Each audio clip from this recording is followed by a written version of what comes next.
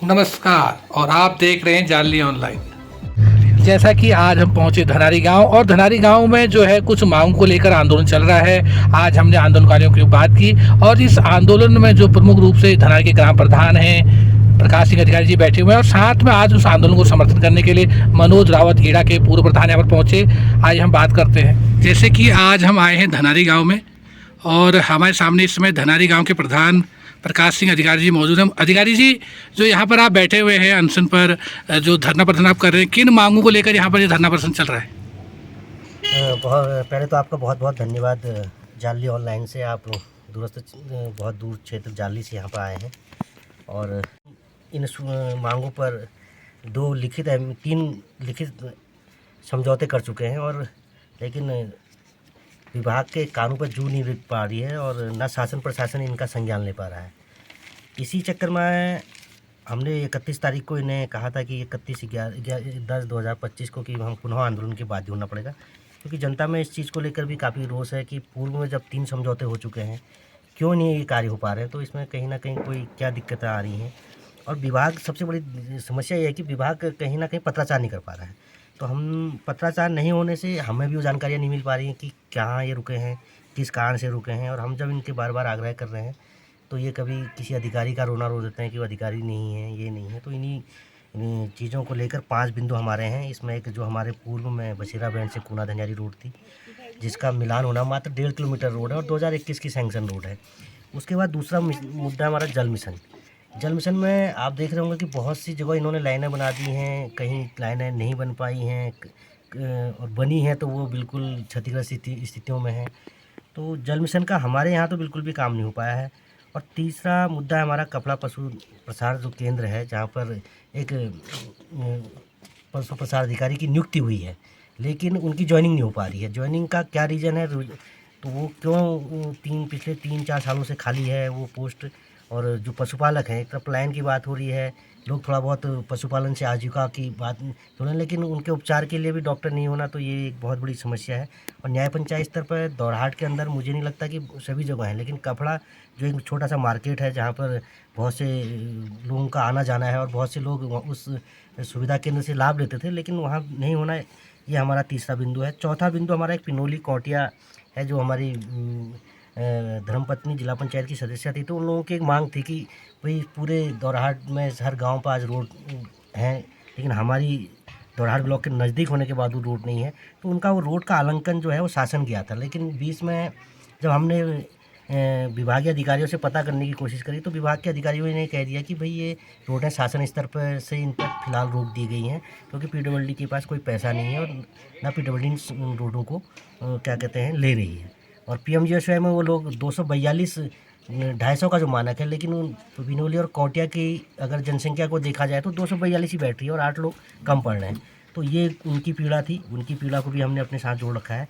और एक हमारी ये आंतरिक जो मोटर मार्ग है, कपड़ा से निकलने वाले आंतरिक मार्ग, एक छबीसा है, उसके बाद कोटला दरमाड़ है, उसके बाद आपका किरोली है और चौथा हमारा है किलोमीटर 4 तक अभी पीएमजीएसवाई काम कर रही है। और किलोमीटर 4 से आगे तिपोला तक तो ये रोड है, इस पर काफ़ी गड्ढे हो चुके हैं, तो लोगों को आने जाने में बहुत दिक्कतें हो रही है। तो इसके पेश वर्क का कार्य था, इसकी हमने पूर्व में सारी शिकायतें संबंधित विभागों को दी हैं। तहसील दिवस पर जब तहसील दिवस का आयोजन था वहाँ पर तहसीलदार महोदय को दी हैं, लेकिन दुर्भाग्य है कि विभाग पत्राचार नहीं कर पा रहा। तो विभाग कम से कम ये तो बताए कि भाई आपकी प्रोग्रेस यहाँ तक है, कोई ना कोई एक सिस्टम। जब जहाँ एक तरफ ऑनलाइन का ज़माना है कि लोग आज व्हाट्सअप के माध्यम से पत्राचार कर रहे हैं, लेकिन विभाग पता नहीं क्यों मेरे समझ में नहीं आ पा रहा कि ना व्हाट्सअप के माध्यम से सूचना दे पाता है, ना किसी दूरभाष के द्वारा अंकित कराता है। मतलब जब तक हम लोग आंदोलन करते हैं कि आश्वासन दे जाते हैं, आश्वासन में ही हम लोग आज तक सीमित के रहेंगे। तो अब कहीं ना कहीं आक्रोश जनता में आने लग गया था कि भाई ये हमको ठग रहे हैं, तो इसलिए पुनः आंदोलन करना पड़ा। और मैं, आप जाली से आए हैं और मेरे साथ पूर्व मेरे सहयोगी मनोज भाई, जो पूर्व में भी हमारे साथ इस आंदोलन में थे, आज यहाँ पर आए हैं, उनका स्वागत और अभिनंदन है। और समस्त इससे पूर्व में और भी कई हमारे कपड़ा से लोग आए थे, किरोली से लोग आए थे। मैं सबका आभार व्यक्त करते, पुनः आपका बहुत बहुत आभार व्यक्त करता हूँ। धन्यवाद। जैसा कि एक बात आपने कहा कि इससे पहले भी आप आंदोलन बैठ चुके हैं, तो जो आपको बार बार इन्होंने आश्वासन दिए, तो क्या कभी बीच में आपने इन अधिकारियों के पास जाकर इस संदर्भ में बात की? बिल्कुल लगातार मैं, क्योंकि जो हमारा जो ये समझौता हुआ है उसमें एसडीएम उप जिलाधिकारी महोदय उसके गवाह हैं। तो मैंने उप जिलाधिकारी महोदय को प्रशासक काल से लेकर इस बीच में भी पत्र दिए हैं जो इसमें संलग्न किए गए हैं कि मुझे आंदोलन करना पड़ेगा, ये क्या कहते हैं, लेकिन उनका भी वही कहना है कि विभाग हमारी नहीं सुन रहा। तो बड़ा दुर्भाग्य है कि जब एक जिले तहसील स्तर के जिसको मजिस्ट्रेटी पावर होती है, जिसको मजिस्ट्रेट का दर्जा मिला रहता है, अगर जब उनके अधिकारी नहीं सुन रहे तो आम लोगों क्या सुन रहे होंगे, एक बहुत बड़ा दुर्भाग्य भी है। और इसी दुर्भाग्य के कारण मुझे लगता है कि कहीं ना कहीं आप प्रशासन ने हमें भी ठगा है। जैसा आप कह रहे हैं कि आपका जो है शासन देश के साथ साथ आपके जो स्वीकृत कार्य है इसमें धन का भी आवंटन हो चुका है। जी जी। तो इसमें जो रुका हुआ जो कार्य कहाँ रुके हुए विभाग के, तो ये आपसी विभाग के जो जैसा बता रहे कि कुछ जो PWD हैं और जो आपसी विभाग है इनके बीच में कार्य रुके हुए हैं।